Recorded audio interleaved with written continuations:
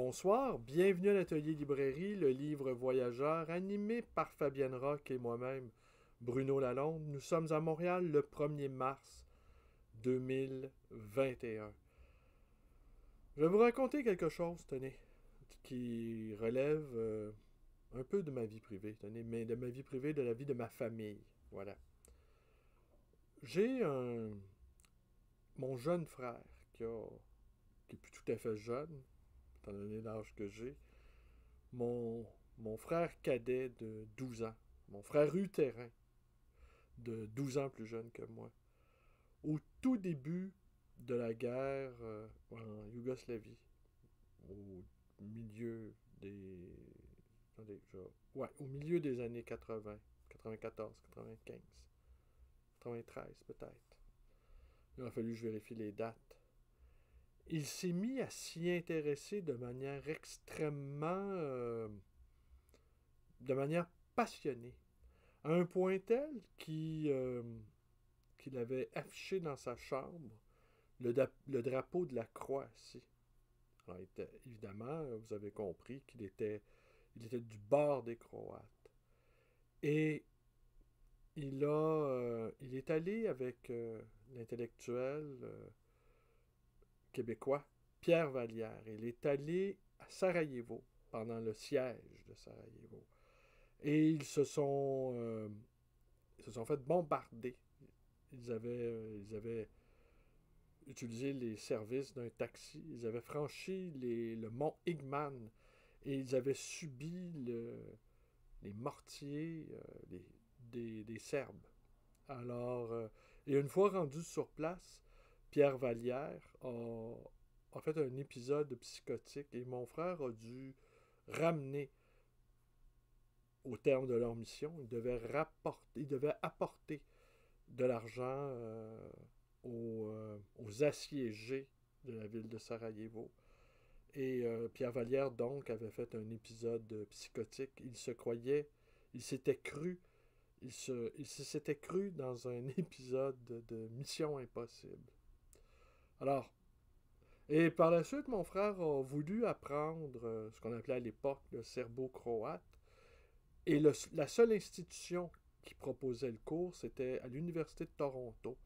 Et comme il était le seul étudiant inscrit à cette université, ils ont aboli le cours. Alors finalement, il s'est exilé à Paris et il a appris le serbo-croate à l'école des langues orientales. Il a fait sa maîtrise, son doctorat à, à la Sorbonne. Et il n'est jamais revenu au Québec. Quant à ma femme, qui est française et qui a deux enfants qui vivent à Nice, elle est également grand-mère, ma femme. Alors, forcément, on ne peut pas ne pas être inquiet quant à ce qui se passe en Europe. Pour ma part, on entend toutes sortes de choses. Mais, et des choses assez invraisemblables.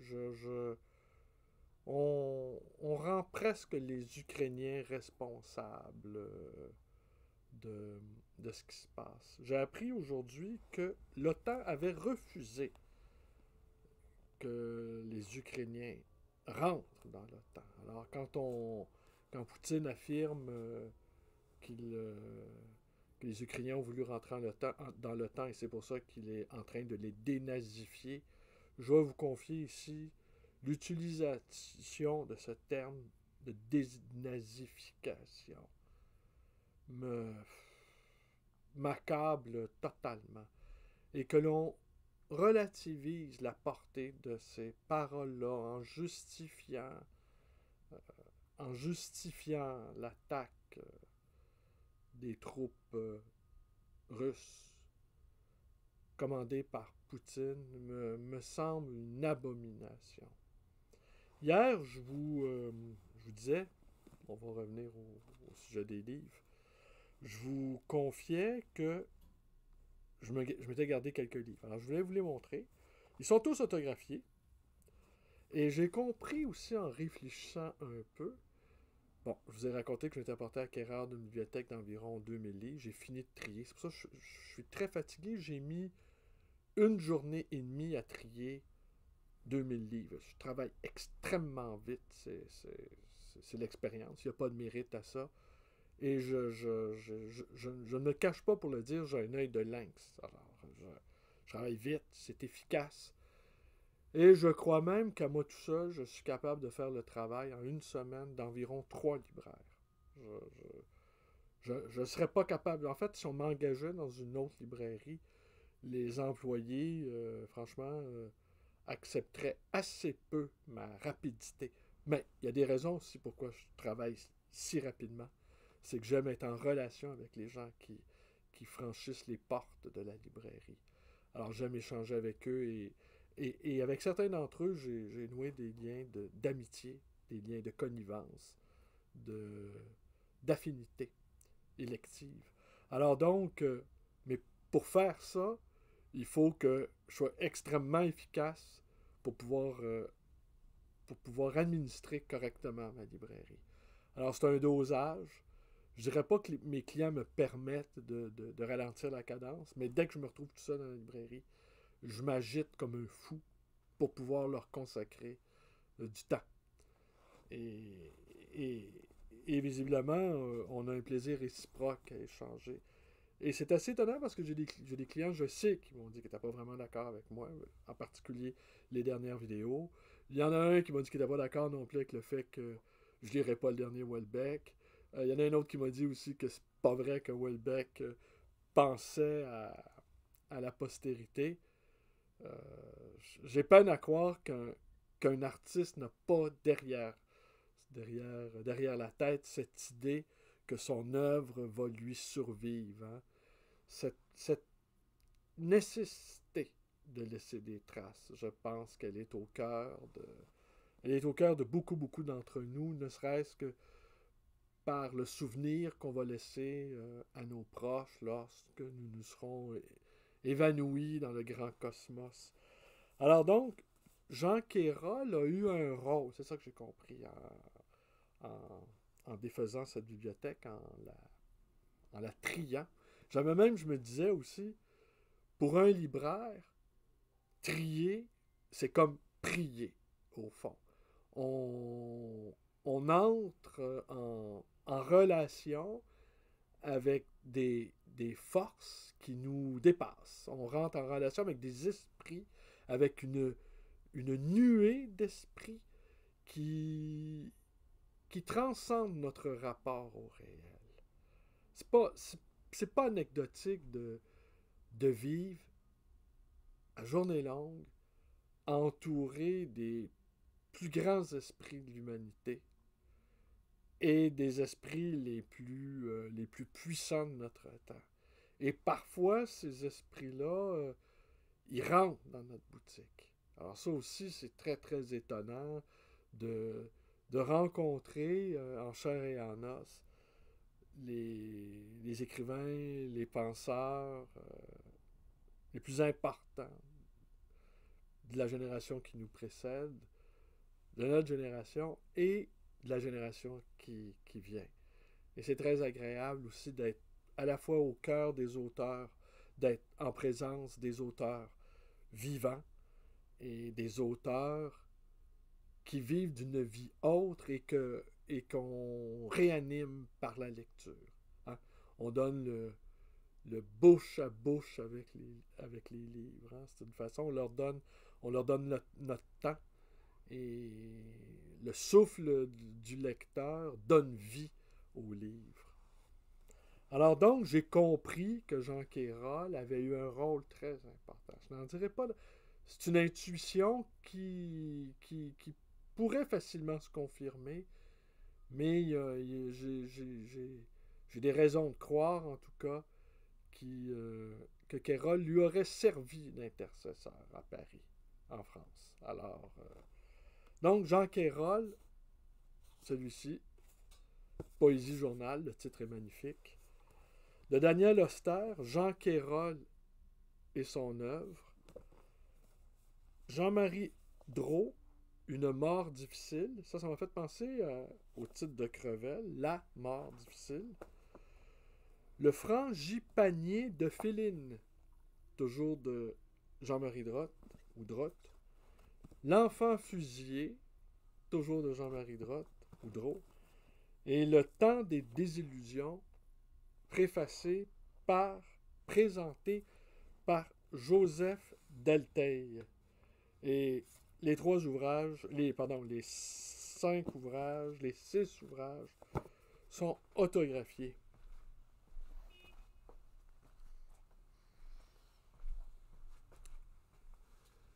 Je me faisais la réflexion avant de... Cette vidéo-là va être courte parce que je suis fatigué. et puis je sais qu'encore la nuit va être difficile parce que le siège, j'ai cru comprendre que les armées de Poutine encerclaient Kiev et qu'ils mettaient en place un siège. C'est inimaginable de revivre ça. Et j'aurais envie de dire, c'est à nouveau la guerre civile européenne. Hein. Et la guerre civile européenne, c'est ça. C'est les Européens qui s'entretuent entre eux. Et je comprends que la fondation de l'Europe moderne n'a pas voulu repousser le plus longtemps possible ces fantômes. Et je suis pas sûr que je vais le faire, mais j'ai eu l'idée aujourd'hui. Est-ce que je vais vous accompagner tout le long de ce conflit? Est-ce que tous les soirs, tous les jours, je vais commettre une vidéo, le temps, jusqu'au moment où le conflit va s'arrêter? Je me posais la question. Il y a les jours de congé, nous en prenons très peu parce que Fabienne aussi elle travaille fort. Est-ce que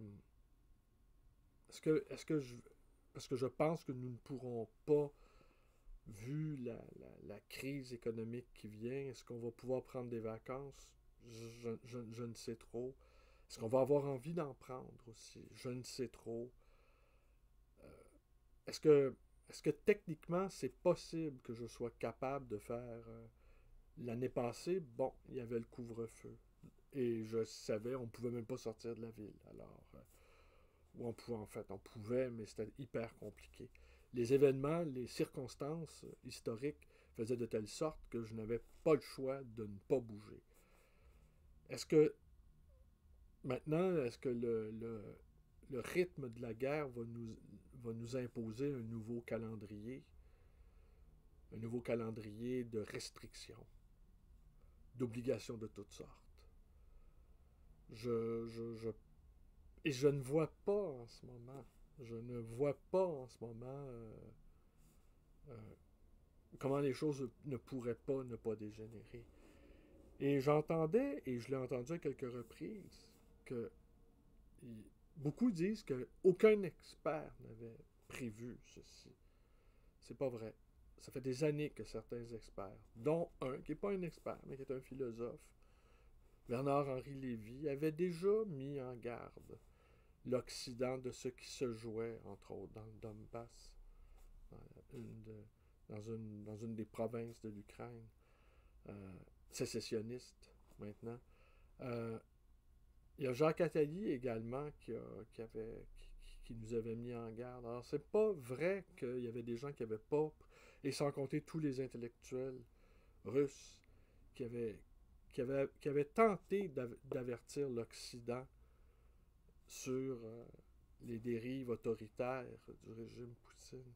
C'est assez bizarre parce que souvent, c'est les descendants de ces mêmes intellectuels qui refusaient d'admettre que Solzhenitsyn disait la vérité sur le régime soviétique. C'est très drôle comment les lignes bougent. C'est étonnant comment les ennemis d'hier peuvent devenir des alliés, comment les alliés d'hier deviennent des adversaires. Et tout bouge à une vitesse de l'éclair. Et, et chacun tente à la fois de protéger sa réputation, son steak, sa position dans la société. Euh, c'est... Est-ce que c'est le rôle d'un intellectuel que de protéger ses arrières, ou son rôle, c'est de dire exactement ce qu'il pense, sans faux fuyant, sans stratégie d'évitement. Parce qu'il y a certains textes que j'ai lus dernièrement de certains intellectuels que, règle générale, j'estime plutôt. Je n'arrive pas à... Il faut que je fasse un effort d'herméneutisme très important pour savoir au juste qu'est-ce qu'ils pensent, quel est le fond de leur pensée. Et je vois que c'est des manœuvres, hein? C'est des manœuvres d'évitement ou des recours à des figures d'autorité qui sont, euh, qui sont parfois étonnantes. Et on s'approche du moment où une chatte n'y retrouverait pas ses petits. Alors, je suis pas sûr encore que je vais m'engager dans ce processus-là, parce que si c'est une guerre qui dure longtemps et que je suis là avec vous pendant des années, il faudrait que je trouve une manière que j'apporte mon ordi si jamais j'ai à quitter la ville de Montréal pour aller en région, que j'apporte mon ordi, que je trouve une connexion et que je continue, vaille que vaille, à poursuivre cet échange-là avec notre petite tribu. Je suis pas encore sûr parce que je voudrais pas faillir à mon engagement. Mais j'y pense, j'y pense. Ou encore, si je ne peux pas me connecter, je fais des vidéos et que je téléchargerai, que je téléverserai sur ma chaîne quand je le pourrais. Alors, il y aurait peut-être un décalage de quelques jours qui pourrait séparer, mais il y aurait la date, il y aurait la date et je ferai la vidéo là où je suis. Alors, je vois un livre que j'ai commandé, que j'ai reçu aujourd'hui, parce que oui, je commande des livres. Et c'est suite à une, une invitation invisible d'un ami qui a partagé la page couverture de ce livre sur sa page, sur les réseaux sociaux, sur un des réseaux sociaux. Et c'est Librairie Corps et âme. Hein? C'est un ensemble de textes d'écrivains qui ont ce sont tous des textes inédits qui ont écrit sur la librairie. Ah, ben, il y en a des très très bons. En fait, ils sont tous très bons. Il y en a que je connais pas. Mais pour la plupart, je les connais. Et ce soir, je vais vous lire. On va avoir un peu de suite dans les idées. Je vous ai dit tout le bien que je pensais de Michel Ragon. Alors, je vais vous lire. J'ai montré un livre hier de Michel Ragon, le fameux historien de l'art abstrait. Alors, je vais vous lire ce que nous dit Michel Ragon sur les librairies. Le bois enchanté de mes amours. Parmi tant de drôles de métiers depuis mes 14 ans, j'ai été commis libraire et ensuite bouquiniste sur les quais de la Seine. Quai de Tournelle, puis quai Voltaire. Pendant 7 années, bouquiniste des quais et secrétaire du syndicat des bouquinistes. C'est dire si le livre me colle à la peau, le livre et la librairie.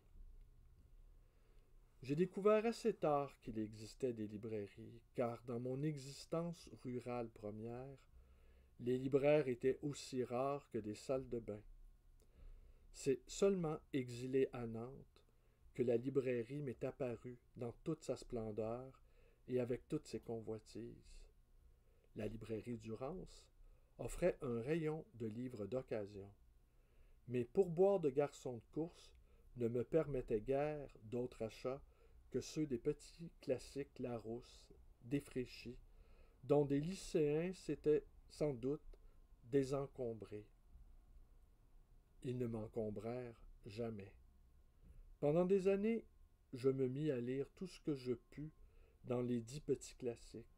Et puisque j'ignorais encore qu'il existait des histoires de la littérature, je trouvais plus commode de lire par ordre alphabétique. C'est une méthode comme une autre qui vous fait découvrir Aristote très tôt et Zola très tard. Lorsque dans une librairie nantaise, je tombais sur l'histoire illustrée de la littérature française de messieurs Abry, Audic et Crouzet, un voile se déchira. De l'ordre alphabétique, je passai à l'ordre historique. J'en fus estomaqué, bouleversé. À partir de là, mes lectures devinrent plus raisonnées, plus fructueuses aussi.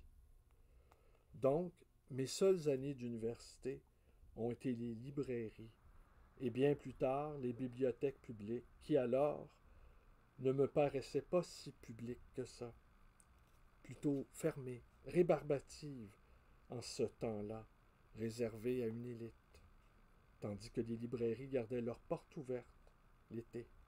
Elles étaient des magasins et non des temples. On pouvait y circuler entre les rayons, feuilleter des livres, en lire une partie, acheter parfois. Parfois, c'est-à-dire aussi souvent que cela m'était possible. Repartir d'une librairie avec un livre. Quelle chance! C'était comme un morceau de la librairie que l'on apportait avec soi, un petit morceau d'un grand savoir. Toujours à Nantes, j'eus la chance d'être remarqué par un libraire. J'avais 19 ans. Il devint un peu mon mentor, me conseilla dans mes lectures et m'orienta vers des études plus raisonnées. Je découvris dans ses rayons la jeune poésie du temps, l'école de Rochefort, Guilvic, Reverdy et bien sûr René Guy Cadoux, qui devint mon ami, à peine plus âgé que moi et déjà auréolé d'une jeune gloire. C'est donc dans les librairies, et uniquement dans les librairies, que s'est faite mon initiation intellectuelle. Quelle autre balise, quelle autre bouée pouvait bien servir d'objet de sauvetage pour un autodidacte en ce temps-là? Aujourd'hui, la fascination des vitrines de librairie ne m'a pas quitté. Dès que j'arrive dans une ville nouvelle, je me précipite vers la librairie la plus proche, contemple l'éventaire, pénètre à l'intérieur pour y découvrir quoi? J'ai déjà acquis beaucoup de livres. Disposer d'une bibliothèque personnelle pour moi, dont la famille ne possédait qu'un livre, que 2 ou 3 livres, sans cesse relus, prêtés, me paraît une chance extraordinaire. Mais j'ai toujours l'impression que je vais trouver chez les libraires le livre qui me manque, le livre que j'ignore. Et en effet, les librairies me font encore découvrir de quoi alimenter mes rêves. Sauf chez certains libraires qui sont devenus des amis, je n'aime visiter les librairies qu'en client anonyme. Il me semble qu'un écrivain dans une librairie constitue une redondance.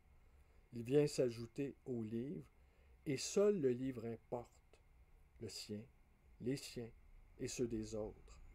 L'écrivain n'a pas d'importance, c'est le livre qui compte. Un écrivain mis à côté de son livre, du livre qu'il a écrit, est une cosse vide. Dans une librairie, l'écrivain est de trop. C'est même une incongruité. Les librairies sont faites pour exposer des livres, pas des auteurs de livres. Pendant plusieurs années à Paris, juste en face de moi, il y avait une librairie dont j'étais un client assidu. Malheureusement, elle est fermée. J'allais dire, elle est morte. Je ressens en effet une espèce de deuil devant sa disparition. Lorsque je descends de chez moi, je la cherche toujours du regard, et je vois à sa place un espace dénaturé. L'absence de cette librairie me peine. Un libraire qui disparaît, c'est un arbre qui meurt dans le bois enchanté de nos amours. Il parle ici l'éventaire. Alors, j'ai failli corriger, dire l'inventaire, mais pardonnez mon ignorance, mais j'ignorais ce mot d'éventaire. Alors, je vais aller vérifier. Et peut-être, je vais aller vérifier, parce que j'ignorais tout à fait le mot. Alors, peut-être que vous aussi, vous avez appris ce mot, d'éventaire. Je vous raconte rapidement. J'ai connu un fou de livres qui fréquentait ma librairie et qui fréquentait toutes les librairies, en fait, dont la mienne, et qui, il y a quelques années, a perdu l'amour des livres. C'est très étonnant parce que il en a écrit quelques-uns, en a publié un, que je sache, et jamais j'aurais cru que ce type-là mettrait en vente sa bibliothèque, une sorte peut-être de dégoût s'était emparé de lui, et lui me racontait qu'il avait eu pour projet, avant de perdre le goût des livres, de d'inventorier et de cartographier toutes les librairies d'occasion qui ont existé à Montréal. Alors de procéder à un recensement, nom et adresse, et de faire une carte où on pourrait les voir disséminés sur une carte. Et il me confiait que lorsqu'il passait devant l'une ou l'autre de ces librairies mortes, comme aurait pu dire Aragon, comme aurait pu dire Ragon, mais qui ne l'a pas fait, non pas Aragon, eh bien, il se disait, oui, là, à cet emplacement-là, il y avait une librairie. J'ai eu un choc quand, lors du dernier voyage à Paris, à l'été 2021, je suis tombé sur la librairie, qui n'était plus une librairie, le Pont Traversé, la librairie de Marcel Béalu, et que c'était devenu une boutique de vêtements. Et il y avait des merveilles dans cette librairie-là, tenue par José Béalu. J'ai dû commettre une ou deux vidéos sur le sujet parce que c'était, à mon avis, en tout cas, une des plus extraordinaires librairies de Paris. Et tenue par un écrivain, tenue par un poète, qui était décédé, je pense, en 93. Et la première fois que j'y suis allé, c'était en 96. Alors, je pense qu'il était mort peut-être 3 ans auparavant. Et un auteur que j'apprécie beaucoup, Marcel Béalu. Il raconte comment il est devenu libraire dans sa trilogie Le Chapeau magique, publié aux éditions Segers, si je ne m'abuse. Et j'avais acheté dans cette librairie-là l'édition de tête de peut-être des 3 tomes, mais peut-être le tome 1. C'est pas clair dans mon esprit. Mais assurément, les mémoires de libraire occupent une place très, très, très, je vous l'ai dit déjà, occupent une place très, très importante. Alors, sans doute, je vais vous lire encore un ou deux chapitres dans les prochains jours là-dessus. Je pense on va faire un petit bout de chemin dans ce livre sur les librairies. Mais assurément, c'est tellement fascinant. Il n'y a pas de... Je pense pas... Il n'y a pas de boutique. Ça n'existe pas un commerce plus intéressant que celui des livres, des idées. Je ne crois pas que ça existe. Et la place que les idées occupent dans notre monde, c'est inouï. C'est invraisemblable. Et parfois, il y a des idées dangereuses. Et parfois, il y a des idées courageuses qui permettent de combattre les idées dangereuses. Mais en ce moment, il y a une très grande confusion intellectuelle. Il y a un massacre, là. Il y a des massacres qui se jouent en ce moment. Et personnellement, je trouve... je crois pas qu'on peut raison garder devant tout ça. Je comprends qu'il y a beaucoup de votes en guerre de salon. Je n'en suis pas un. Évidemment, je souhaiterais évidemment des négociations. Je souhaiterais que le peuple ukrainien et le peuple russe parviennent à trouver des accommodements, fut-il même déraisonnables, pour se sortir de tout ça. Mais je ne crois pas qu'on doive relativiser et essayer d'expliquer et de garder un esprit objectif. Je ne crois pas que c'est possible. Rendu à un certain niveau, on ne peut plus être objectif. On est obligé de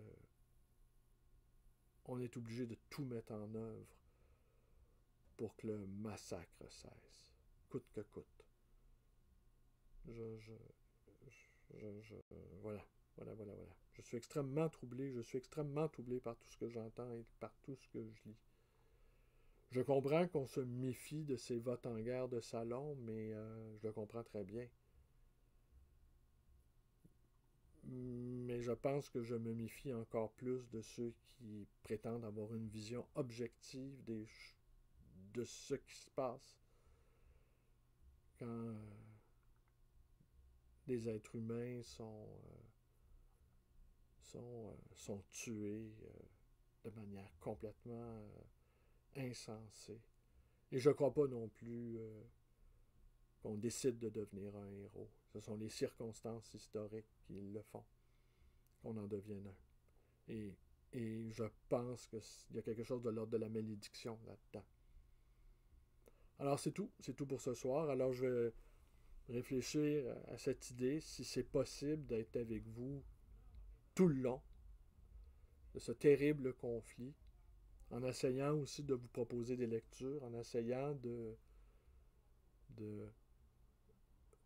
ouais, j'ai commis un tout petit texte que je pense que je vais partager en note de bas d'écran sur comment vivre en état de guerre. Parce que là, c'est vraiment la guerre. Oui, allez, une dernière chose, tenez. Hier, j'ai pris le taxi. Et le chauffeur de taxi qui m'a embarqué était d'origine algérienne. Et j'ai essayé de nouer la conversation, de savoir ce qu'il pensait de tout ça. J'ai fini par gagner sa confiance parce qu'il y a une telle méfiance aussi, hein, selon les origines ethniques des gens, selon leur appartenance religieuse. Et d'emblée, lui, il m'a dit qu'il était arabe et musulman, ce qui n'est pas nécessairement des synonymes, comme vous le savez. Et il m'a dit cette chose assez invraisemblable, en tout cas. D'emblée, il m'a dit « Ah, le Canada, c'est un pays neutre. » Et je lui ai dit « Non, monsieur, le Canada, c'est pas un pays neutre. Le Canada s'est déjà engagé à fournir des armes défensives et de l'argent aux Ukrainiens afin qu'ils se défendent contre les Russes. Ce n'est pas un pays neutre. » Alors, dans son esprit, le Canada, c'était une sorte de safe space. Et déjà, de ne pas voir, et j'ai compris en discutant avec lui que, lui était férocement anti-américain. Et qu'il en avait gros sur le cœur sur les exactions américaines commises dans les pays arabes. Il y en avait gros sur le cœur. Et j'ai compris, il n'osait pas me dire toute l'admiration, au fond, qu'il portait au régime russe Et bon, j'ai pas creusé trop la question avec lui, hein, on est resté affables tous les deux. Je ne lui ai pas rappelé à quel point Poutine eh bien, avait fait subir des choses assez terribles à la communauté musulmane dans son pays. Mais les liens entre les Russes et l'Algérie ne sont pas à démontrer. Alors, c'est difficile de... Il y a des gens, en tout cas, au sein de notre pays, qu'on juge comme un grand safe space, hein, espace de sécurité, eh bien, qui sont d'ardents partisans de Poutine. La conversation est restée très, très affable. Je lui ai donné raison sur plusieurs points. La guerre en Irak 2, le comportement des Américains et des Canadiens en Afghanistan. Je comprenais ses raisons. Mais là, il y a des désirs de revanche. Là. Il y a beaucoup, beaucoup, beaucoup de ressentiments. Et de cela aussi, il faudrait se garder. La solution demeure, dans le cas de Poutine, un putsch, ou qu'on lui permette de quitter le pays et d'aller s'établir dans quelques pays des Émirats arabes et de conserver sa fortune. Même, moi, personnellement, j'irais jusque-là pour... je réglerais ça comme ça, si je le pouvais. Bon, écoute, vieux, là, t'as 70 ans, regarde. Laisse la place à quelqu'un d'autre réparer tes bêtises, et puis peut-être que l'histoire reconnaîtra que tu as commis une erreur, mais que tu as eu la décence de le reconnaître. C'est ça. Hein? Dans le monde dans lequel nous vivons, faut pas trop être un bisounours, et probablement j'en suis un. Alors, je vous remercie d'être avec moi. Portez-vous bien et à demain, assurément.